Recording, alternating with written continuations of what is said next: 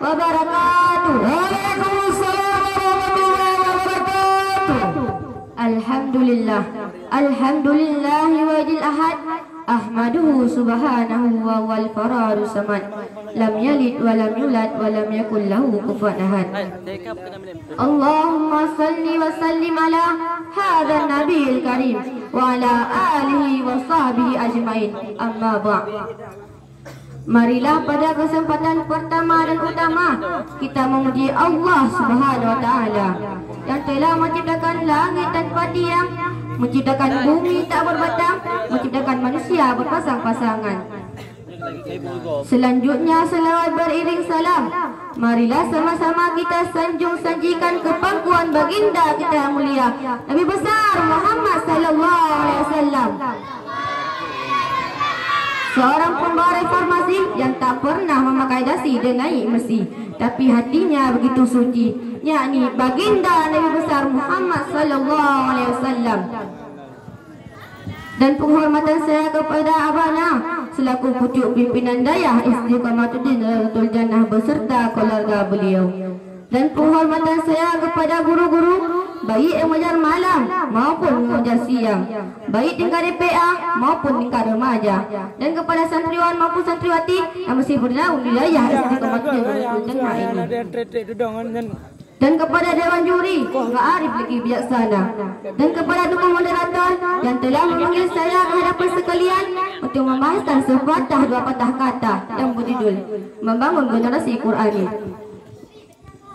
Hadirin yang dirahmati oleh Allah, jika dilihat perkembangan masa kini, betapa banyak para generasi yang sedang jalan karena salah mencari pergaulan. Artis didirikan pantunan, pantunan didirikan tuntunan. Akibatnya sungguh menjadi generasi yang alay dan lebay. Jangan lagi pemuda-pemuda yang hidupnya bersantai-santai kemana-mana membawa kawai, tapi Al-Qurannya sering lalai, maka salatnya pun dilupakan. Oleh karena itu, pantas para pemuda dan para remaja merupakan penentu maju dan mundurnya suatu negara. Sebab terbukti sejak dahulu kala hingga saat ini dan sampai yang akan datang sesuai dengan fitrahnya, pemuda dan remaja dan penerus estafet perjuangan terhadap bangsanya.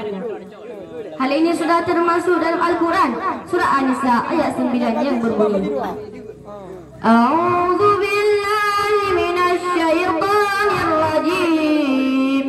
Bismillahirrahmanirrahim. Wal yakhshal ladzina law taraku min khalfihim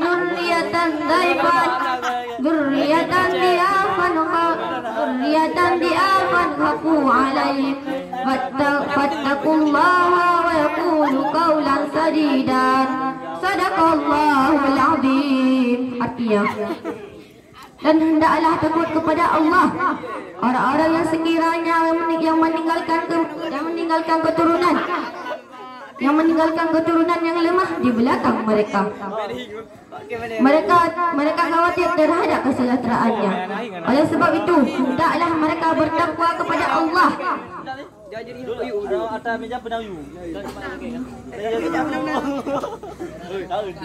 Dan hendaklah mereka berbicara dengan tutur kata yang benar.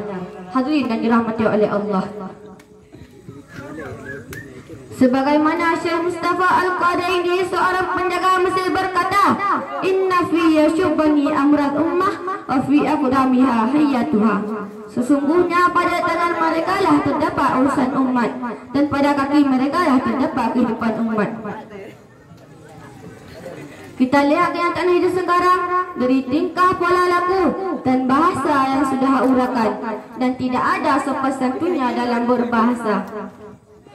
Mulai dari remaja laki-lakinya yang telinganya dianting-anting, celananya udah bagus-bagus malah dirobek-robek, rambutnya pun dicat dan ala kan-rakan. Di sebelah kanan warna merah, di sebelah kiri warna kuning. Tengah-tengahnya pun gergaji. Agar dilihat gaul dan disebut anak pang. Dan anak gadisnya pun tak mau ketinggalan. Rambutnya dipotong pendek ala Rafiq John, celana panjang terlihat betis, bajunya pun yukan di kata yang mahbil seksi. Padahal itu kalau kau jahiliyah. Naudzubillah min. Karena orang jahil lah yang bertingkah laku seperti itu. Padahal Nabi Muhammad sallallahu alaihi wasallam telah bersabda, "La'an Nabi sallallahu alaihi wasallam al-muqashina min ar-rijali wal mutarajilari nisa'i." Rasulullah melaknat pria yang menyerupai wanita dan wanita yang menyerupai pria. Hadirin yang dirahmati oleh Allah. Dari hadis di atas tadi kita memetik satu penjelasan, bukanlah pujian yang akan diterima orang-orang yang menyambungkan dirinya gaul atau berbusana seperti tadi, melainkan malah laknat akan diterimanya. Naudzubillah. Sebagaimana Allah Subhanahu wa taala telah berfirman dalam Al-Qur'an surah Al-Ahzab ayat 33 yang berbunyi, A'udzu billahi minasy syaithanir rajim. Bismillahirrahmanirrahim.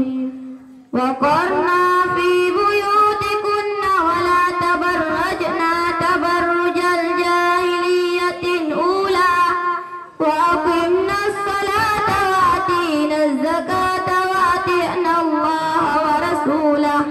Innama yuridu Allahu liyuthiba ankum rijsa ahlal baiti wa yutahhirakum tadhiran. Sadaqallahul azim. Artinya, dan hendaklah kamu tetap di rumahmu dan janganlah kamu berhias dan bertingkah laku seperti orang-orang jahiliyah dahulu. Dan laksanakanlah salat dan tunaikanlah zakat dan taatilah Allah dan Rasulnya. Sesungguhnya Allah bermaksud menghapuskan dosa dari kamu, wahai Abdul Bait, dan membersihkan kamu sebersih-bersihnya. Hadirin yang dirahmati oleh Allah. Maka lihatlah generasi saat ini, jika pemuda-pemudinya berilmu, maka negara akan maju. Dan jika pemuda-pemudinya beriman, insya-Allah negara akan aman. Dan jika pemuda-pemudinya bertakwa, insya-Allah negara akan jaya. Karena sangat pentingnya generasi pemuda. Hadirin yang dirahmati oleh Allah.